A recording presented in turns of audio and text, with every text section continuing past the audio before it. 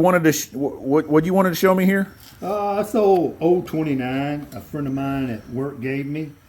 Just flat gave it to you? Yeah, well, I fixed his 026. I did some repairs. So we got a good story behind it. Yeah. We're going to talk about your pipe right here and how you got that sucker. Yeah. And I think you switched out the cylinder too, right? The whole motor. The whole everything. The whole what they motor. call a jug and a top end and a lower end and blah blah blah and all whole that shop. fancy porting stuff, right? Yeah, it's all. It's all redone, worked and whatnot. Yep. Does it run? Oh, it runs great. Okay. We gonna give them a chance to hear it run. Oh, we'll let them hear it. Okay, that's going to be on the long, and we're going to do the story about how all this came together. And I guess it's a 029. I had a 210 and a 211 and a couple 250s. I got rid of most of my originals. Like, subscribe, share, thumbs up. Take a look at the long coming up. Coming up right now as we speak. Alrighty. Okay, we're going to keep going. So let's talk about the story on how this all came together. What's this buddy's first name that gave you this? Oh, Pete. Pete's a good buddy at work? Oh, great guy. Great guy? Maybe I'll meet Pete one day. Yeah, huh? very good Cool. guy. Okay, so Pete decides he's going to give you that, and you said it a minute ago, but I can't recall. What was the basis behind you getting this? Well, I fixed a couple of weed eaters in his chainsaw for him, and he had this laying around his shop, and he gave it to me. It wasn't running. The motor was burned up. It wasn't running, so it was basically a bag of parts. Yep. And you said you're going to get you a motor, so where'd you end up getting your motor? Ordered off of eBay. eBay? Yep, and it was from China. Did it actually physically come from China at that time, or was it already here? It says here? made in China. Made in China, but it got here in a few days. Yeah, a few days. So it was already here. Yep, already in the United States. I got you. And when you say you switched out the whole motor, you're talking piston. What about crank? This particular saw has a plastic case. Okay, plastic and the case. motor is separate, so the motor is independent from the case.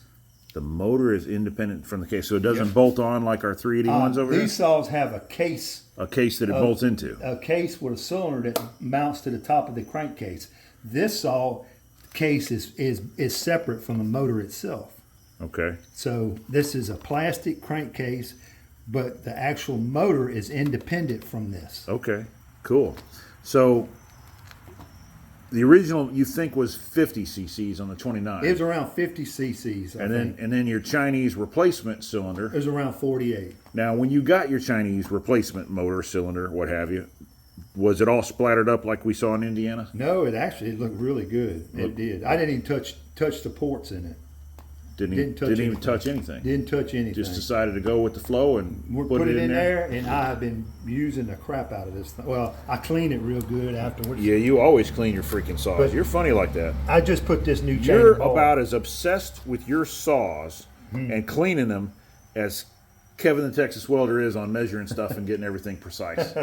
It's like we all got some OCDs. Yeah. Yep, including me. All right, so your pipe. Now I'm looking at that, and the best I could see with my eyeballs is that how beautiful that nice stainless steel is. What they did here's what they did. They got that stainless steel, they welded it up, and then they bead blasted that stainless steel. And now tell me if I'm not right or wrong. You just tell me. Well, that's not really stainless.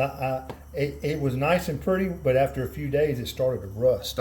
So you got you some high temperature paint. High temp and paint. you decided to fool me. That's what you decided to do. Yeah. No, that'll work. That's a good way to do it. That way you don't have to pay for all that chromium inside that stainless steel. Yep. And then of course your welder doesn't have to be welded stainless. It could just be welded carbon.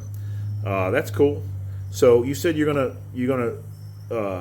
fire it up, I guess. Huh? Yeah, I'm gonna try and fire up. So it's a cold start, and is there fuel in it? Yeah, I put some Look in. at your cap. You replaced your cap, huh? Yeah. I put new caps on it. Okay. Yeah, it should crank. It may take a few pulls. Oh yeah, that's not bad at all, huh? Uh-oh. There we go. Here it goes.